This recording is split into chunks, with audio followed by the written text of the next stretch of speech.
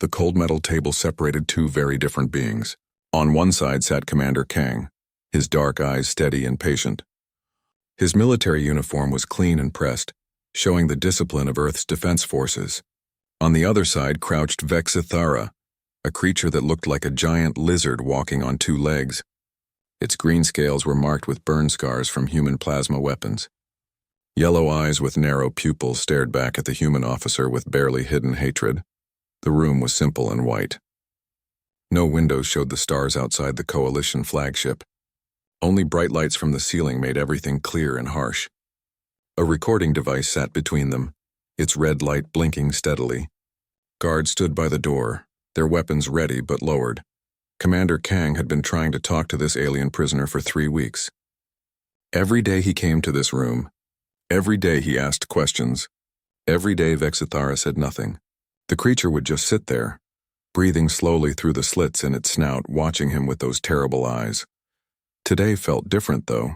Something had changed in the alien's posture. Its clawed hands were not relaxed on the table like before. Instead, they gripped the edge, making small scratches in the metal.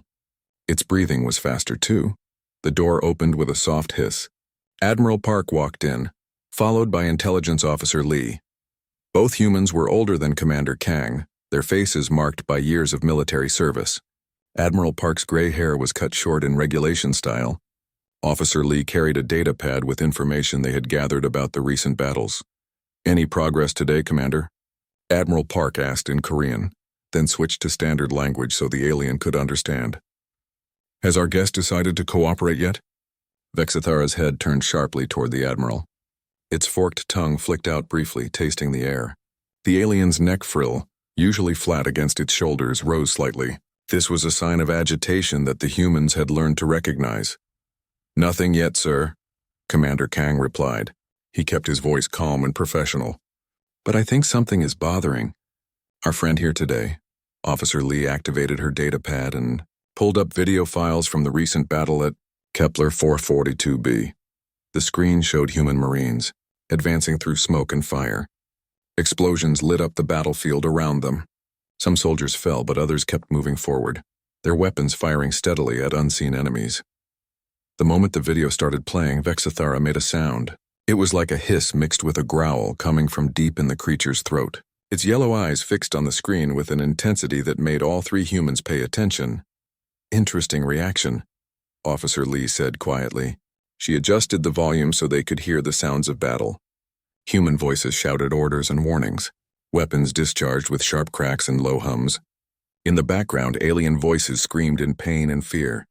Vexithara's claws dug deeper into the metal table. The alien's whole body began to tremble slightly. Its breathing became even faster, making a raspy sound through its nose slits. Commander Kang leaned forward slightly. "You remember this battle, don't you?" he said in standard. His voice was gentle but firm. "You were there when we fought your people on Kepler 442b. For the first time in 3 weeks, Vexithara spoke. Its voice was rough and harsh, like gravel being scraped together. The alien's grasp of standard language was broken but understandable. "Humans should have died," Vexithara said slowly. Each word seemed to cost effort. "Plasma bombardment kill everything. Nothing survived direct hit from orbital cannon." The three humans exchanged glances. This was more than they had gotten from the alien in all their previous attempts. "But we did survive," Admiral Park said. He pulled up another video file. This one showed human soldiers taking cover behind damaged buildings. Their armor was blackened and cracked from energy weapons, but they were still fighting. "We always find a way to survive." Vexithara's frill extended fully now, creating a collar of spined flesh around its neck. The alien was clearly agitated by the memories these videos brought back. "Saw your Marines advance through Killing Field," the alien continued. Its yellow eyes never left the screen. "Should have run. Should have retreated when first wave failed. All species retreat when faced with impossible odds. Not humans," Commander Kang said simply. "Not humans," Vexithara agreed, but there was something like confusion in its voice. "Watched your soldier take direct plasma hit to chest. Armor melted. Flesh burned. Should have died immediately." Officer Lee brought up medical records on her pad. "Private Jin survived that hit," she said. "Spent 2 months in medical treatment, but he recovered. He's back on active duty now." Vexithara stared at the medical information. its head tilting to one side like a confused predator. Impossible. Hegemony warriors die from smaller wounds. Human bodies are weak. Soft skin, breakable bones, simple organs. Maybe our bodies are weaker, Admiral Park said. He sat down across from the alien, making the interrogation less formal. But we don't give up easily. Saw entire squad continue fighting with injuries that would disable Hegemony Battalion, Vexithara said. The alien's voice was getting stronger now, as if talking about these memories was somehow important. Your Sergeant Choi had broken leg, internal bleeding, damaged lung, still carried wounded comrade to safety while providing covering fire. Commander Kang remembered Sergeant Choi from the battle reports. The man had received the highest military decoration for his actions that day. He had indeed continued fighting despite injuries that would have incapacitated most beings. You sound almost impressed, Officer Lee observed. Vexthera's head snapped toward her, eyes narrowing. Not impressed, confused, frightened. The alien paused, struggling with the standard words. In Hegemony, warriors fight for dominance, territory, resources. Clear objectives. When objectives become impossible, warriors retreat to fight another day. This is logical. This is survival. And humans? Commander Kang prompted. Humans fight for... Vexithara stopped, making that hissing growl sound again. Cannot understand human motivations. Watched your soldiers sacrifice lives for civilians they never met. Saw them charge impossible positions to save strangers. Makes no genetic sense. Survival instinct should prevent such actions. The three humans listened carefully. This was intelligence they had never gotten from any other captured alien. Understanding how the enemy viewed human tactics could be crucial for future battles. We were winning, Vexithara continued. Superior numbers, better weapons, orbital support. Should have been simple conquest like hundreds of worlds before. But humans? The alien's voice trailed off. What about humans? Admiral Park asked gently. Vexithara looked directly at him with those predatory yellow eyes. When it spoke again, there was something that sounded almost like respect in its harsh voice. Humans do not fight like other species. Other species fight to win. Humans fight like they have already decided to die. The room fell silent except for the quiet hum of the ship's systems and the soft sound of the recording device capturing every word. The three humans understood that they had just heard something significant. This alien warrior, trained to conquer worlds, had encountered something in human nature that it could not comprehend or predict, and that incomprehension had saved human lives. The next day, Commander Kang returned to the interrogation room with fresh questions. Vexithara was already waiting, sitting in the same position but looking less hostile than before. The alien's yellow eyes tracked the human officer as he sat down and activated the recording device. You mentioned the battle on Kepler 442b yesterday, Commander Kang began. But I want to know about Kepler Station. Our records show your forces tried to take it for 3 months. Vexithara's neck frill twitched at the mention of Kepler Station. The alien's clawed hands pressed flat against the metal table, and it made a low rumbling sound that might have been alien laughter, or perhaps something darker. Kepler Station, the alien repeated slowly. Command told us it would fall in 3 days. Small human garrison, limited supplies, no reinforcements possible. Should have been simple assault operation. But it wasn't simple, Commander Kang said. Nothing with humans is simple, Vexithara replied. The alien looked directly at the human officer. Station had maybe 200 defenders. We brought 4,000 warriors. Orbital bombardment ships, siege equipment. Numbers said easy victory. Commander Kang pulled up tactical maps on his datapad, showing the layout of Kepler Station. The facility was built into an asteroid, with multiple levels connected by narrow corridors and maintenance shafts. It had been designed as a mining operation, not a fortress. Tell me about the first assault, the human officer said. Vexithara's eyes focused on something beyond the walls of the interrogation room, as if seeing the battle again. Expected human defenders to hold main entrances, standard defensive positions. Instead found empty corridors. Thought humans had abandoned station without fight. The alien paused, making that hissing sound that indicated stress or confusion. Advanced 3 levels into station before realized truth. Humans had not fled. They were waiting. Commander Kang knew the basic facts from military reports, but hearing it from an enemy perspective was different. Lieutenant Kim had been in command of the station's defense.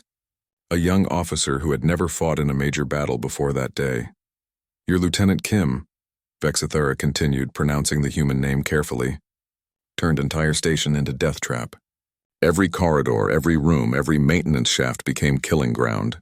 Humans used mining explosives, industrial chemicals, even life support systems as weapons. The alien's voice carried a note of what might have been admiration. Kim organized defense in ways hegemony tactical computers could not predict. Used human knowledge of mining operations, turned station's own structure against us. What do you mean? Commander Kang asked. Humans sealed some passages with controlled cave-ins, forcing our forces into specific routes. Then Engineer Han modified mining charges to detonate when our troops passed certain points. Lost entire assault platoon to rockfall that blocked exit routes. Vexithara stood up and began pacing in the small space, its movements restless and agitated. The guards by the door shifted slightly but did not intervene. Han was civilian, the alien said. Not soldier, not warrior. Made explosives from fertilizer and fuel supplies. Created weapons from metal scraps and electronic components. Civilian became more dangerous than trained hegemony demolition experts. Commander Kang made notes on his pad. The creativity humans showed in desperate situations always impressed their allies and terrified their enemies. What about the siege itself? Lasted 92 standard days, Vexthara said. Cut off all supply lines, surrounded station completely. Humans should have surrendered when food ran out, when water recycling failed, when power systems were damaged by bombardment. The alien stopped pacing and looked directly at the human officer. Instead, humans rationed everything. Shared food equally between soldiers and civilians. Soldiers gave larger portions to non-combatants. This makes no survival sense. We take care of our people, Commander Kang said simply. Even when it means death? Vexithara asked. Saw your Sergeant Cho eating half rations so civilian children could have full meals. Warrior weakening himself to feed non-combatants who contribute nothing to defense. Commander Kang remembered reading Sergeant Cho's service record. The man had been decorated multiple times for courage under fire. He had died in the final hours of the siege, holding a corridor alone while evacuation shuttles prepared to launch. Tell me about Sergeant Cho, the human officer said. Vexthara returned to its seat, the metal chair creaking under the alien's weight. Single human held main corridor for 6 hours. Lost count of how many warriors he killed. We sent wave after wave, thinking eventually human would fall from exhaustion or ammunition depletion. The alien's voice became quieter, almost respectful. Cho had been wounded many times during siege. Plasma burns on arms and legs, shrapnel cuts from explosive attacks. Medical scanners showed internal injuries that should have incapacitated any warrior. Still fought. He was buying time for the evacuation shuttles, Commander Kang said. Understood that later, Vexithara agreed. At the time seemed like madness. Single wounded warrior against 100 fresh fighters. Should have run, should have retreated to better position. Instead, Cho advanced down corridor, forcing our troops back. The alien paused, struggling with the memory or perhaps with the standard language needed to describe it. Made sound while fighting, singing maybe. Human war song in language I did not recognize. Commander Kang smiled slightly. Probably singing arirang. It's an old Korean folk song. Soldiers often sing it during difficult times. War song helped him fight harder, Vexthara said. Voice carried over weapon fire, explosions, dying screams. Other humans in station could hear him singing. They began singing too, from different levels and corridors.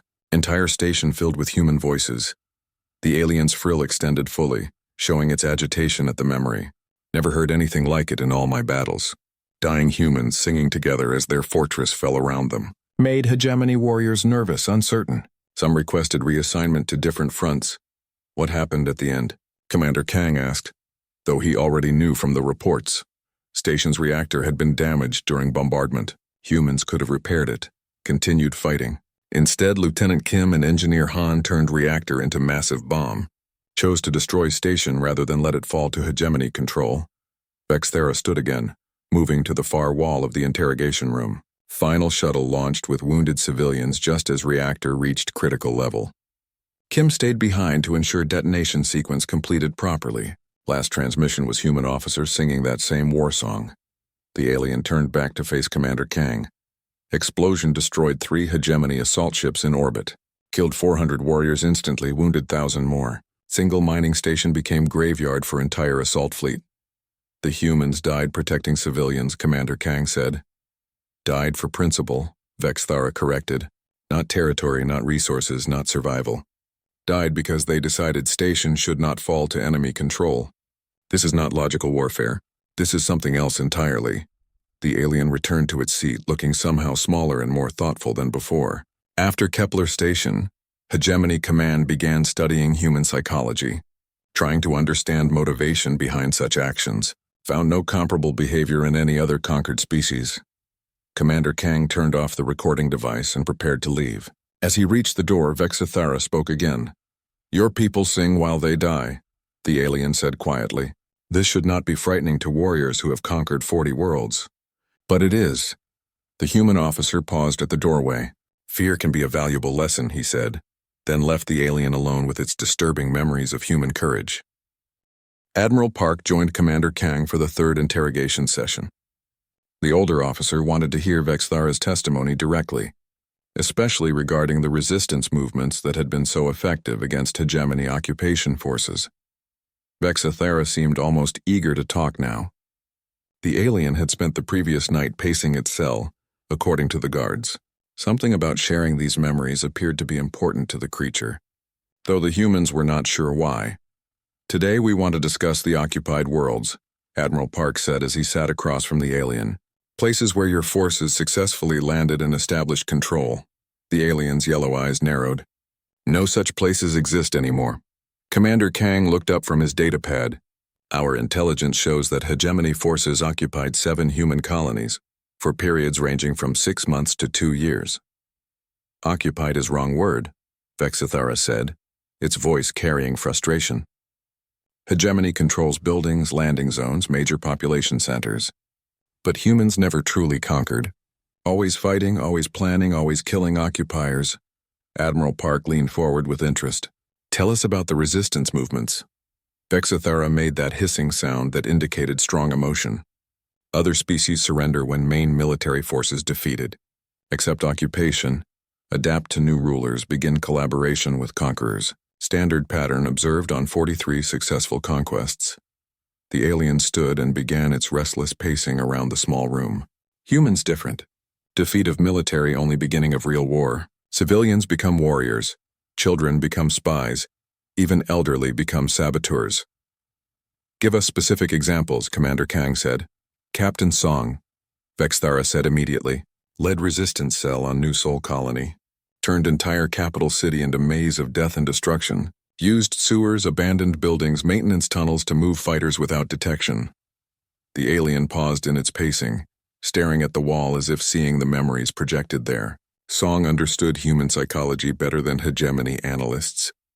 Knew which civilians would collaborate, which would resist, which would provide information or supplies. Admiral Park made notes on his pad. Captain Song had been listed as missing in action when New Sol fell. Learning that she had led resistance operations was valuable intelligence. Song's fighters appeared everywhere and nowhere, Vexithara continued. Attack supply convoy in morning. Vanish into civilian population by afternoon. Plant explosives in hegemony command center during night shift. Detonate during day shift when building full of officers. The alien resumed pacing, its movements sharp and agitated. Lost 3 battalion commanders to Song's operations. Each replacement lasted shorter time than previous one. Eventually, no hegemony officers wanted assignment to New Sol sector. "How did they coordinate their attacks?" Commander Kang asked. "Used human communication methods we could not predict," Vexthara replied. "Children playing in streets carried messages between cells. Elderly humans sitting in parks passed information through conversation about weather and family. Even graffiti on walls contained coded instructions for resistance fighters." The alien stopped pacing and looked directly at Admiral Park. "Your Dr. Yu was most dangerous of all resistance leaders. Medical professional turned into weapon designer. Both humans paid close attention.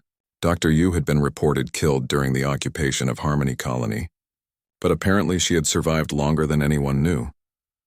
Yu studied hegemony biology through captured equipment and wounded prisoners," Vexithara said. "Created biological weapons specifically designed to target our physiology while remaining harmless to humans." The alien's neck frill extended slightly, showing distress at the memory. "Released modified viruses into water supplies used by occupation forces. Developed chemical compounds that caused paralysis in hegemony warriors, but only mild irritation to human skin. Admiral Park felt a chill of admiration and concern. Using medical knowledge to create biological weapons violated several human treaties, but desperate circumstances often led to desperate measures.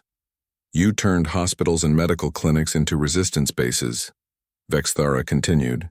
Hegemony forces could not attack medical facilities without appearing brutal to civilian population. She used this protection to hide weapons, treat wounded fighters, develop new ways to kill occupiers.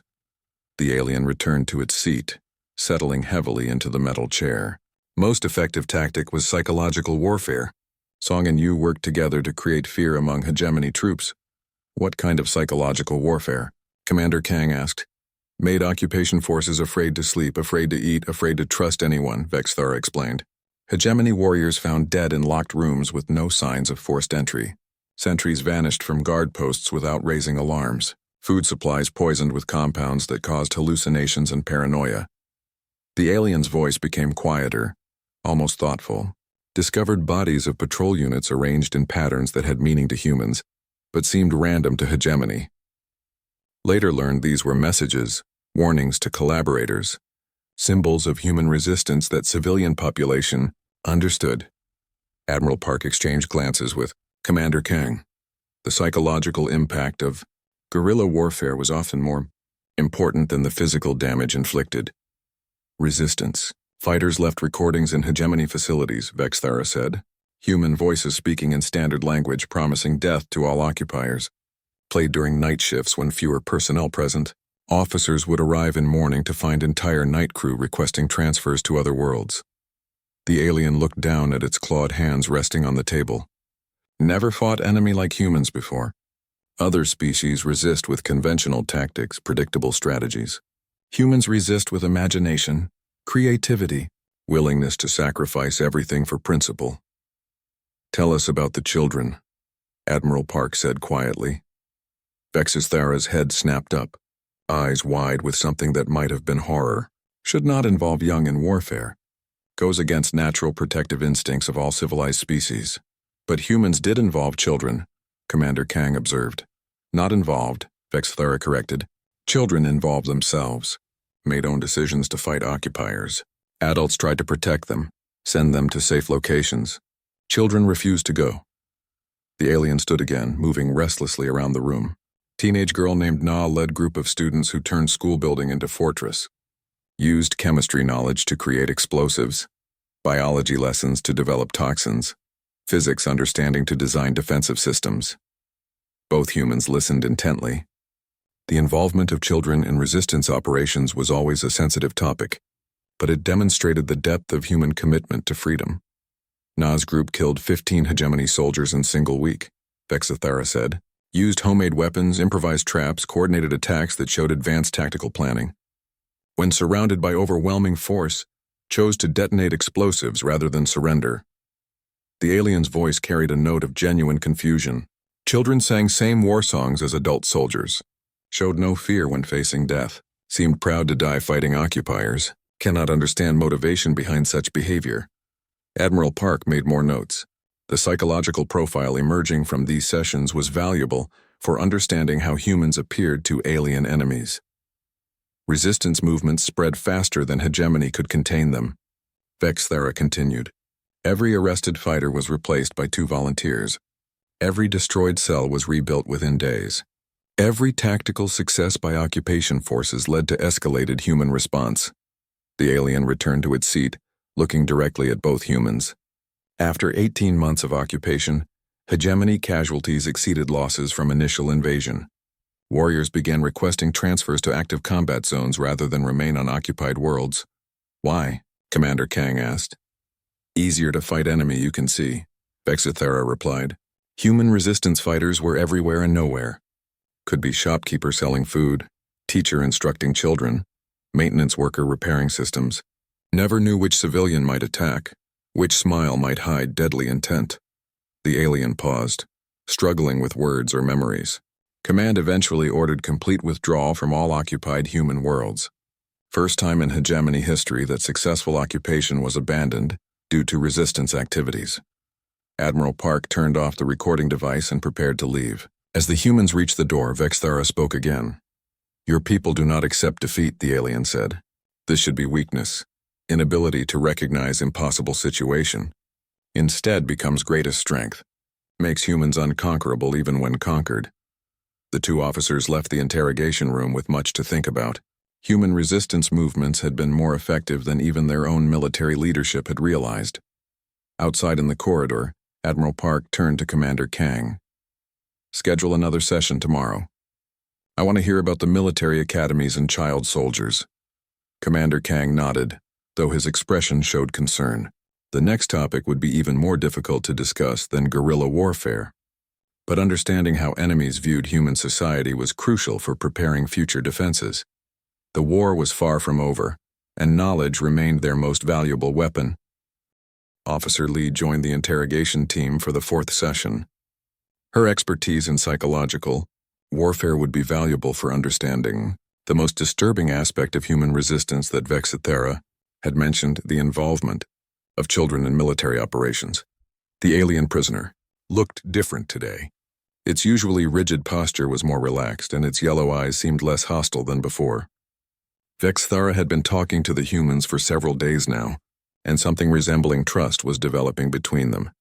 "We need to discuss the human children who fought in the war," Officer Lee said directly.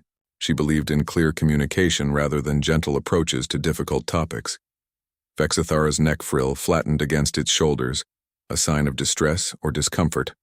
The alien's clawed hands gripped the edge of the table more tightly than usual. "Difficult subject," the alien said slowly. "Goes against everything hegemony understands about natural behavior of intelligent species." Commander Kang activated the recording device while Admiral Park settled into his chair. All three humans knew this would be challenging testimony to hear, but it was necessary for understanding enemy perceptions. In hegemony society, young are protected until reaching warrior age, Vexthara explained. Adults fight, juveniles learn and grow in safety. Universal pattern observed across all member species of galactic community. The alien paused, struggling with words or memories. Humans break this pattern completely. Found human young actively participating in warfare, making independent decisions to join resistance movements. Officer Lee leaned forward slightly. "Tell us about the military academies first." "Discovered human institutions dedicated to teaching warfare to juveniles," Vexthara said. "Not just basic survival skills or physical training. Advanced tactics, weapons handling, strategic planning taught to children barely old enough to walk properly." The alien stood and began its usual pacing pattern. "Initially thought these were prisoner camps where humans forced children to learn military skills. Investigation revealed truth was more disturbing." "Which was?" Admiral Park asked. "Children volunteered for military education," Vexthara replied. "Families considered it honor to send young ones to these academies. Students competed for acceptance into advanced programs." Commander Kang made notes while listening. Human military academies were indeed selective institutions, but hearing about them from an alien perspective made them sound more militaristic than they actually were. "When invasion began, these academy students became active combatants," Vexthara continued. "Not forced into battle by adults, but choosing to fight based on training and education they had received." The alien stopped pacing and looked directly at Officer Lee. "Your species prepares for war from earliest age. Teaches children that some things are worth dying for. This is not normal behavior for intelligent life. What did you observe during actual combat?" Officer Lee asked. Vexthara returned to its seat, the metal chair creaking under its weight. "Encountered group of human juveniles who had been separated from adult supervision for 3 months. Expected to find frightened, helpless children hiding from conflict." The alien's yellow eyes became distant, as if seeing the memory again. "Instead found organized military unit with clear command structure, established patrol patterns, effective defensive positions. Children had not just survived alone but continued fighting occupation forces." Admiral Park felt both pride and sadness at this revelation. Human children were remarkably adaptable and resilient, but no child should have to face such situations. "Youngest member of group was maybe 12 standard years," Vexthara continued. "Served as communications specialist, maintaining contact with other resistance cells using improvised radio equipment. Spoke 3 human languages plus broken standard. The alien's voice carried notes of confusion and reluctant admiration. Oldest member was perhaps 16 years. Led tactical operations against hegemony patrols. Planned supply raids coordinated with adult resistance groups in neighboring sectors. Officer Lee requested specific details. What kind of tactical operations? Ambush attacks on isolated patrols, Vexathara replied. Sabotage of communication equipment, theft of weapons and supplies. Intelligence gathering through infiltration of occupied facilities. The alien paused, making that hissing sound that indicated strong emotion. Children used their apparent innocence as weapon against us.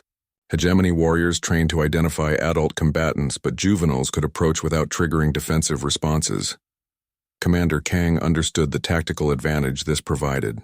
Children could move through occupied areas without suspicion, gathering intelligence and positioning weapons for later attacks.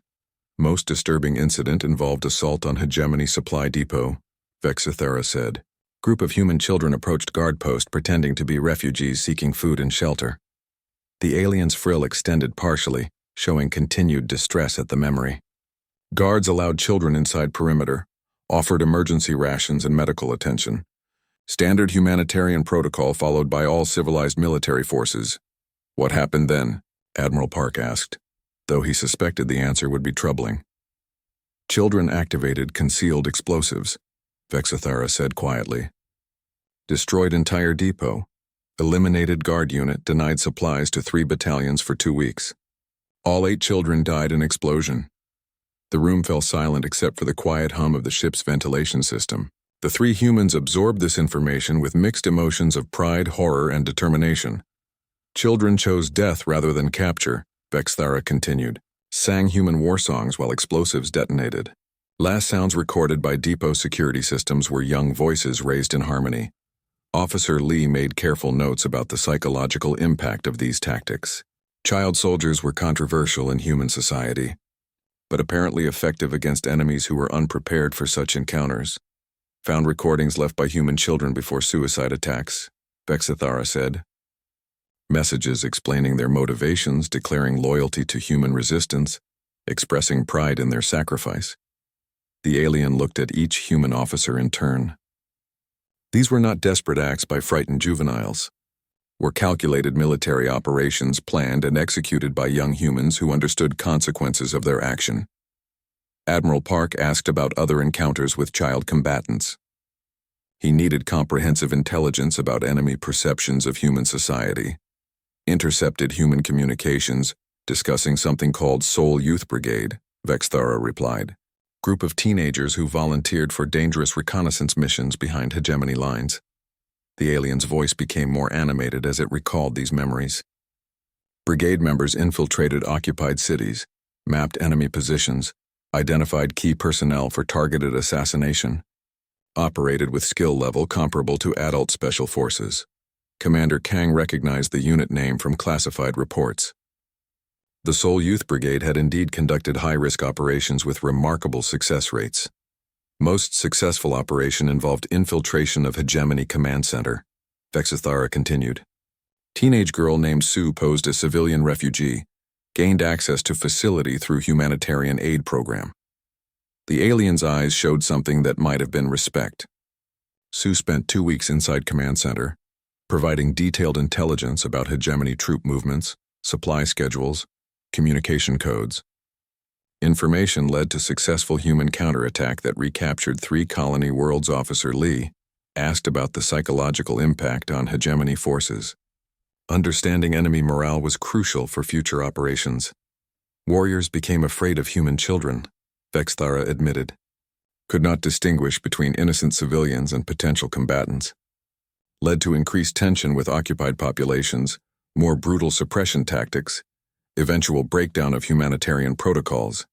The alien stood again, moving restlessly around the small room.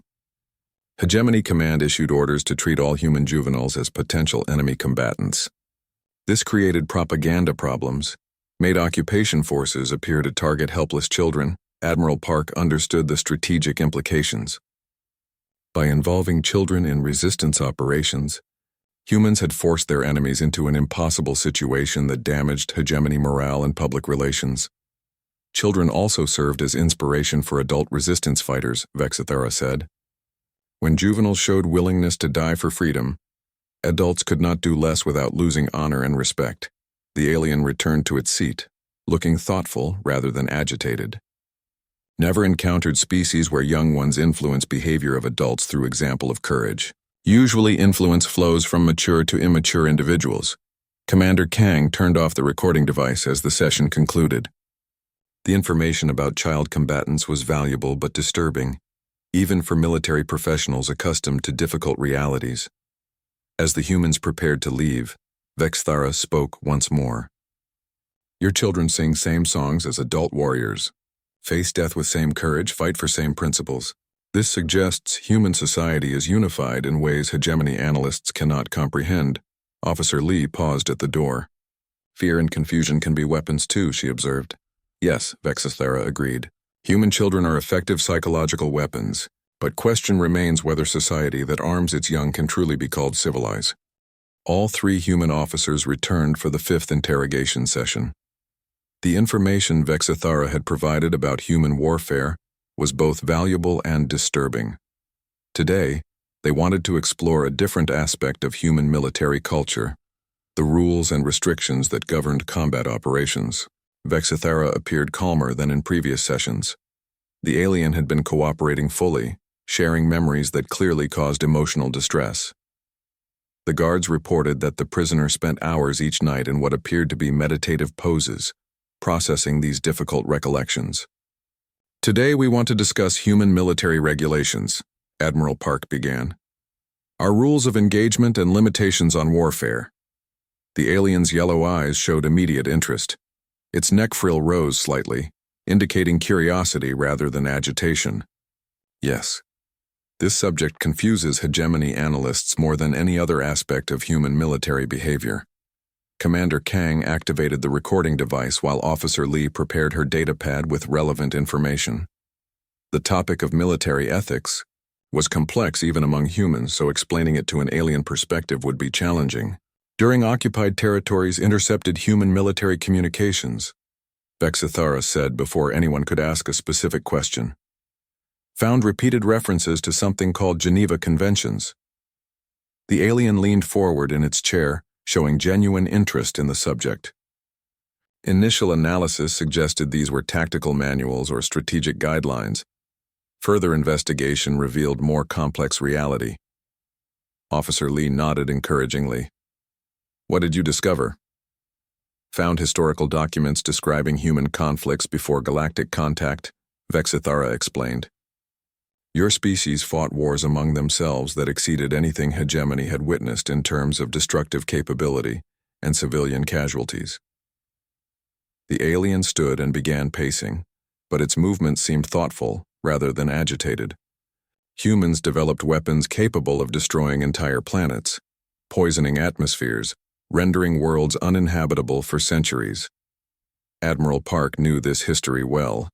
Humanity's pre-contact period had indeed included some dark chapters in military development and application. Most disturbing discovery was that humans had actually used these ultimate weapons, Vexithara continued. Not just developed them as deterrents, but deployed them against other humans during actual conflicts. The alien paused in its pacing, turning to face the 3 officers. This should have made humans most feared species in galaxy. Instead, found evidence that your people had deliberately restricted their own military capabilities. Commander Kang asked for clarification. What kind of restrictions? Geneva Conventions were agreements between human governments to limit methods of warfare, Vexithara explained. Rules about treatment of prisoners, protection of civilians, prohibition of certain weapon types, limitation of acceptable targets. The alien's voice carried notes of confusion and amazement. Humans created laws to prevent themselves from fighting with full military capability, chose to handicap own forces rather than accept maximum effectiveness. Officer Lee made notes about this perspective. Understanding how enemies viewed human military ethics could be valuable for future diplomatic and strategic planning. Intercepted. Conversation between Major O and captured hegemony officers, Vexithara said. O explained that humans deliberately avoided using most destructive weapons available to them. The alien returned to its seat, settling with visible effort to control its agitation. Major O stated that human military could have ended war quickly by targeting civilian populations, using biological weapons, destroying planetary ecosystems. Admiral Park remembered Major O from the service records. She had been captured during a reconnaissance mission but later escaped and returned to active duty. According to O, humans chose longer, more difficult path to victory in order to minimize casualties among both human and alien populations, Vexithara continued. This makes no tactical sense from hegemony perspective. The alien looked directly at Admiral Park. O claimed humans were fighting restrained war, using only small fraction of available military capability. Said Geneva Conventions prevented use of most effective weapons and strategies. Commander Kang found this revelation fascinating. Enemy forces had been facing deliberately limited human military power without realizing it. Hegemony Command initially dismissed these claims as propaganda, Vexthara said. Assumed humans were bluffing about possessing superior weapons they chose not to use. The alien's frill extended fully, showing excitement or perhaps anxiety. Further intelligence gathering confirmed O's statements, found evidence of human weapons research, historical military capabilities, current production potential. Officer Lee asked about specific examples. She needed concrete details for her analysis of enemy intelligence gathering. Discovered humans had developed antimatter weapons, but chose not to deploy them, Vexithara replied. Possessed biological agents that could target specific genetic markers but kept them in storage rather than battlefield deployment. The alien's voice became quieter, more thoughtful. Found manufacturing facilities capable of producing planet-killing weapons in massive quantities. These facilities were used to make conventional munitions instead. Admiral Park exchanged glances with his colleagues. The restraint shown by human military forces was indeed remarkable, though it was based on hard-learned lessons from pre-contact history. Most shocking discovery involved conversation with Colonel Wang during prisoner exchange, Vexthara said. Wang described human conflicts where entire civilizations were destroyed, populations eliminated, cultures completely erased from existence. The alien stood again, moving restlessly around the room. Wang explained that modern humans had evolved beyond such extremes, said Geneva Conventions represented moral progress, commitment to civilized warfare. Commander Kang asked about hegemony reactions to this information. Understanding enemy decision-making processes was crucial for predicting future actions. Command refused to believe humans would voluntarily limit military effectiveness, Vexithara replied. Insisted that apparent restraint was sign of weakness rather than choice. The alien's movements became more agitated as it recalled these strategic discussions. Some analysts argued that human restraint created opportunity for hegemony victory. Others warned that humans might abandon limitations if sufficiently threatened. Officer Lee looked up from her notes. Which analysis did Command accept? Command chose to interpret human restraint as weakness, Vexthara said. Authorized escalation of military operations, targeting of civilian infrastructure, use of prohibited weapons against human colonies. The alien stopped pacing and looked directly at Admiral Park. This decision was critical strategic error. Human response to escalation was not surrender or negotiation. What was the human response? Commander Kang asked. Though recent battle reports suggested the answer. Humans began discussing modification of Geneva Conventions for non-human enemies, Vexithara said quietly. Intercepted communications about suspension of certain restrictions when facing alien aggressors. The alien's voice carried undertones of fear or respect. Colonel Wang warned captured hegemony officers that human patience was not unlimited. Said escalation by enemy forces might force reconsideration of current military limitations. Admiral Park made careful notes. The political and military discussions about expanding rules of engagement had indeed become more serious as hegemony. Tactics became more brutal. Wang described human military doctrine called total war. Vexthara continued. Complete mobilization of industrial capacity, elimination of distinction between civilian and military targets, use of all available weapons without restriction. The alien returned to its seat, but remained visibly tense. Wang stated that humans had fought total wars before, knew exactly how to conduct such operations if Geneva Conventions were suspended. Officer Li asked about the psychological impact of these revelations on hegemony forces. The fear factor could be as important as actual military capabilities. Warriors began requesting transfers away from human fronts, Vexathara admitted. Preferred to fight enemies who used maximum force from beginning rather than face humans, who might escalate to unlimited warfare. The alien's frill flattened against its shoulders, showing distress. Command realized too late that human restraint was gift, not weakness. Gift that could be withdrawn if war continued to escalate. Commander Kang turned off the recording device as the session concluded. The information about human military limitations and potential escalation was crucial intelligence for future strategic planning. As the humans prepared to leave, Vexathara spoke one final time. "Your Geneva Conventions are not rules of war," the alien said thoughtfully. "They are rules for mercy. Humans created laws to protect enemies from human capabilities." Admiral Park paused at the doorway. "Perhaps that's what makes us different from the hegemony." "Yes," Vexathara agreed. "But question remains whether mercy is strength or weakness when facing enemies who show none in return." The three officers left with sobering thoughts about the balance between civilization and survival. Tomorrow's session would be the most important, yet as Vexathara had promised to reveal the real reason for requesting these interrogations. The war was entering a new phase, and understanding enemy perspectives might be crucial for what was coming next. The final interrogation session brought all three human officers together with additional security personnel standing by. Vexathara had requested this meeting specifically, claiming to have important information that could not wait for regular scheduling. The alien prisoner looked different today. Its usual aggressive posture was replaced by something resembling nervous energy. Vexathara's yellow eyes moved constantly between the three humans, and its clawed hands trembled slightly against the metal table. "You said you had something urgent to tell us," Admiral Park began without the usual preliminaries. The tone suggested this was no ordinary interrogation session. Vexathara took what might have been a deep breath, its chest rising and falling in an exaggerated motion. When the alien spoke, its voice was clearer and more controlled than in previous sessions. "These interrogations were not requested to provide intelligence to human forces," the alien said directly. "Purpose was to deliver warning about hegemony plans for final assault on human space." The three officers exchanged sharp glances. Commander Kang leaned forward in his chair while Officer Li activated multiple recording devices simultaneously. "What kind of warning?" Admiral Park asked, his voice carefully neutral despite the implications. "Hegemony Council has authorized total war against humanity," Vexathara replied. "All previous limitations on military operations have been removed. Council believes only complete destruction of human civilization will end resistance movements." The alien's frill extended fully, showing maximum agitation.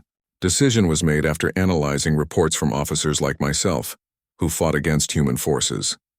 Council concluded that humans cannot be conquered through conventional warfare. Officer Li interrupted with a crucial question. "Why are you warning us?" Vexathara looked directly at her, its predatory eyes showing an emotion that might have been respect or perhaps fear. "Because Council misunderstands what they face. Believes matching human brutality will lead to victory. This is fundamental strategic error." The alien stood and began pacing, but its movements were more purposeful than in previous sessions. "Have fought humans under current rules of engagement. Seen human military capability when restrained by Geneva Conventions. Results were already devastating to hegemony forces." Commander Kang made rapid notes while asking for specific details. "What do you mean by total war authorization?" "Council has approved targeting civilian populations, use of biological weapons, destruction of planetary ecosystems, elimination of all human settlements regardless of military value," Vexathara explained. The alien's voice carried undertones of what sounded like genuine concern. "Council believes this escalation will force human surrender through overwhelming application of force. Analysis shows opposite result is more likely." Admiral Park felt a chill of understanding. "You think humans will respond to total war with total war?" "Certainty, not belief," Vexathara corrected. Studied human history extensively during occupation duties.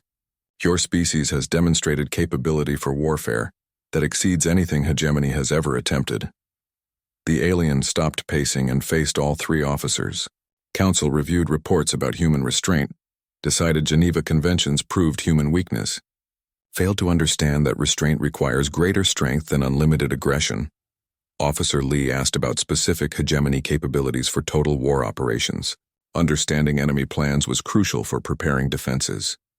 Hegemony possesses planet-killing weapons, biological agents designed to target human genetics, nanomachine swarms capable of consuming entire ecosystems. Vexithara listed methodically. The alien's frill flattened against its shoulders. But humans possess similar capabilities plus technologies hegemony has never developed. Antimatter weapons, quantum disruption devices, self-replicating construction systems. Commander Kang looked up from his notes. How do you know about human weapons capabilities? Intercepted communications during prisoner exchanges revealed more than humans intended, Vexithara replied. Your officers spoke freely about restricted weapons, assuming alien prisoners could not understand implications. The alien resumed pacing, its movements showing increasing urgency. Colonel Wang mentioned antimatter torpedo production facilities that could destroy star systems. Dr. Lim discussed biological agents that could target specific alien genetic markers. Admiral Park felt the weight of these revelations. The restraint human forces had shown was indeed remarkable, given their actual capabilities. Most frightening discovery involved historical human conflicts, Vexithara continued. Found records of wars where humans eliminated entire civilizations, rendered worlds uninhabitable, caused extinction of competing species. The alien's voice became quieter, but more intense. These were conflicts between human factions, not wars against alien enemies. Humans fought each other with level of brutality that shocked hegemony. Analyst Officer Lee asked about the timeline for hegemony escalation. Knowing when attacks might begin was essential for preparation. Total war authorization takes effect in 30 standard days, Vexithara replied. Hegemony fleets are already massing in neutral sectors, preparing for simultaneous assault on all human colonies. The alien stopped pacing and looked directly at Admiral Park. Council expects human surrender within 6 months of escalation beginning. Based on analysis of previous conquests where total war tactics proved successful. But humans aren't like previous enemies, Commander Kang observed. Exactly the point of this warning, Vexithara agreed. Humans fight for principles rather than just survival. Cannot be intimidated by threats to civilian populations because humans will sacrifice everything rather than abandon core beliefs.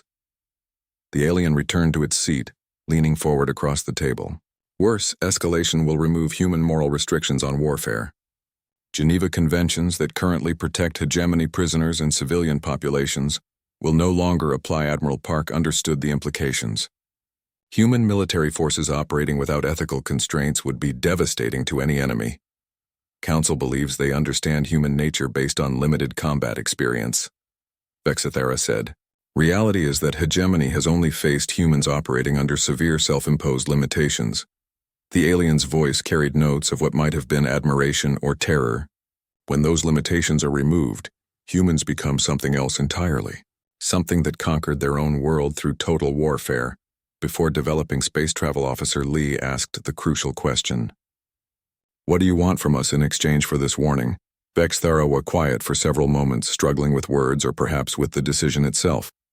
Request political asylum and permission to fight alongside human forces against hegemony aggression. The three humans sat in stunned silence. An alien warrior requesting to defect and join human military operations was unprecedented. Why? Admiral Park asked simply. Because in galaxy filled with predator species, humans might be only civilization capable of protecting weaker peoples, Vexithara replied. Hegemony conquers for expansion and resources. Humans fight for principles that include protection of innocence. The alien's frill extended partially, showing mixed emotions. Have seen human soldiers die protecting alien civilians during evacuation operations. Witnessed human medical personnel treating wounded hegemony prisoners with same care given to human casualty. Commander Kang made notes about this unexpected development. A defecting alien warrior could provide ongoing intelligence about enemy operations. Hegemony total war will not stop with human defeat. Vexithara continued. Council plans to eliminate any species that might develop similar resistance capabilities. This includes peaceful civilizations that pose no military threat. The alien looked at each human officer in turn. Humans represent hope for galactic civilization based on law rather than conquest. Without human resistance, galaxy will become hegemony empire, with no limitations on oppression. Admiral Park turned off the recording devices and prepared to leave. This information required immediate transmission to Fleet Command and political leadership. Your request for asylum will be considered by appropriate authorities, he told Vexithara. This warning may have saved millions of lives. As the humans reached the door, the alien spoke one final time. Hegemony Council believes they are preparing for war against humans. Reality is they are preparing for war against human civilization unleashed from moral constraint. The alien's voice carried a note of grim satisfaction. They wanted to see what humans are truly capable of in warfare. Soon they will learn that some questions should never be asked. The three officers left the interrogation room with urgent reports to file and preparations to make. The war was about to escalate beyond anything the galaxy had ever witnessed, but they also left with an unexpected ally whose warnings might give humanity the advantage needed to survive what was coming. In a universe where strength often determined survival, sometimes the strongest choice was to show mercy to former enemies. Whether that mercy would be repaid with loyalty remained to be seen. But for the first time since the war began, humans would not face the final battle alone. The galaxy was about to learn why humanity had imposed the Geneva Conventions on itself, and why those restrictions existed not to limit human strength, but to protect everyone else from the true depths of human capability when unleashed with Saus.